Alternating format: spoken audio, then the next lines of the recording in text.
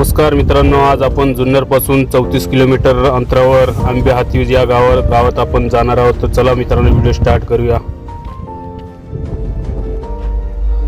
मित्रांनो, आपण घंटानाथ दगड या ठिकाणी आलेलो आहोत. कारण या दगडावर आपण दुसरा दगड आपटला की मंदिरात जसा घंटाचा आवाज येतो तर त्या प्रकारे घंटाचा आवाज या ठिकाणी येत आहे. तर मित्रांनो, आपण बघू शकता हा घंटानाथ दगड.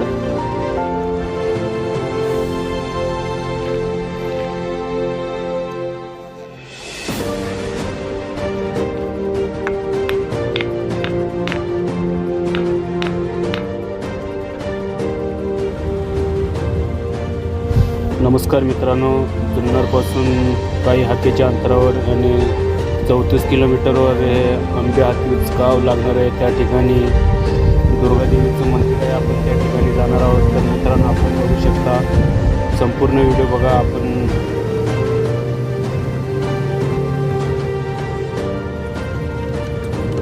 बघू शकता जाताना रस्त्याचं काम चालू आहे.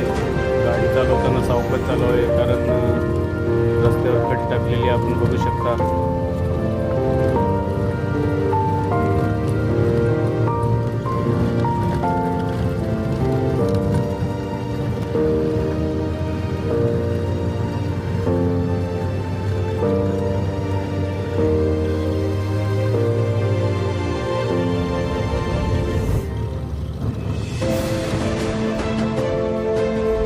तर नमस्कार मित्रांनो, व्हिडिओ स्टार्ट करूया. तर मित्रांनो, मंदिराकडे जाताना हा जंगलातून एक पायवाट रस्ता जातोय, आपण बघू शकता. कारण या रस्त्याने पुढे जाताना आपल्याला मंदिर लागणार आहे. तर मंदिराकडे जाताना हा दुसरी वाट आहे.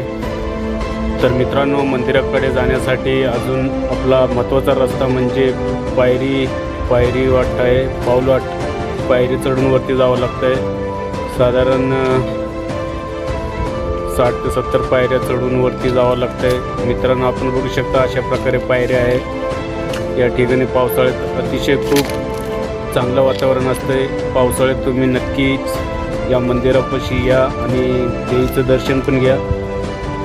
तर मित्रांनो, हे मंदिर आहे, दुर्गादेवीचं मंदिर आपण बघू शकता. मित्रांनो, आपण बघू शकता या ठिकाणी लांबून महाराष्ट्रातून पर्यटक आणि भाविक भक्त या ठिकाणी येत असतात. या ठिकाणी पूजापाठ केली जाते आणि आपण बघू शकता मंदिरामध्ये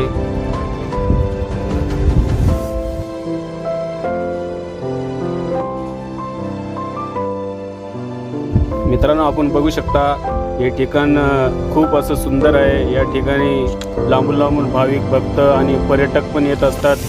सुंदर असं हे ठिकाण निसर्ग पर्यटक आहे. पावसाळ्यात तर खूप या ठिकाणी आनंद होत असतोय. धुके वगैरे असतात, आपण बघू शकता.